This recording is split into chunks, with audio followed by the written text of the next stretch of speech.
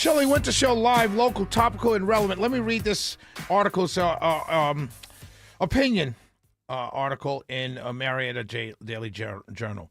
Dick Yarborough, Republicans need to stop infighting and focus on the real enemy. I've said it often, and I will say it again. Republicans can't seem to figure out who the enemy is. Maybe they should ask Pogo to Possum. This isn't a new phenomenon. For reasons that escape me, back in 2021, the Cobb GOP censured Governor Brian Kemp, censured the governor, the Republican governor of Georgia. When Ed Setzler, a Republican Ackworth, told them that might not have been the wisest thing they could have done politically, then Cobb GOP chair Sally Grubbs likened the action to loading a dishwasher. You can't make this stuff up. And don't forget that a year ago, Georgia GOP delegates overwhelmingly approved a resolution to bar Secretary of State Brad Raffensperger from qualifying to run as a Republican in a gubernatorial primary. They were still miffed about his refusal to help Donald Trump find, in quotes, 11,780 votes and overturn his 2020 defeat.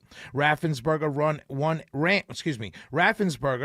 ran anyway and lost, but some hardliners still wanted to sue the party for allowing him to run in the first place. Speaking of which, I know where those 11,780 votes could have been found. In 2020, Joe Biden won Cobb County by 56,411 votes. If Biden had only won by 36,631 votes, Trump would have gotten his 11,780 votes and been reelected. Never mind that Hillary Clinton carried Cobb in 16, Kamala Harris did better in 24, and then Biden did in 2020. All of this silly squabbling led me to call my friend, attorney Chuck Clay. Clay represented Cobb County in the state Senate for 6 terms and was chairman of the Georgia Republican Party from 1999 to 2001. I told him I didn't remember this stuff going on back in those days. It didn't. Clay served with Republican stalwarts such as Johnny Isakson, Paul Coverdell, Jim Teisinger, Clay Land, Skin Edge, and the like. The party was center-right, he says, and while we disagreed with the other party, we liked the people as individuals. And even though we were a minority, we got things done. Let me repeat that, ladies and gentlemen. The party was center-right. And while we disagreed with the other party, we liked the people as individuals. And even though we were a minority, we got things done. Clay abhors the screaming and shouting and threats that typify today's politics and warns that while Republicans are busily engaged in their infighting, they should be focused on the real enemy, the Democratic Socialists of America.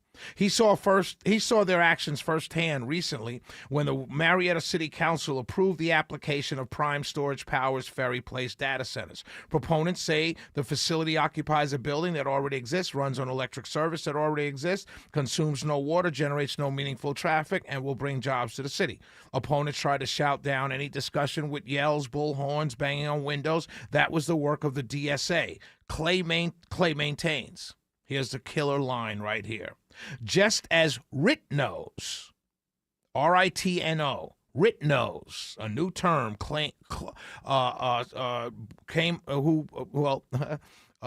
made up by my new friend, Chuck Clay. Never met him. I would like to shake his hand.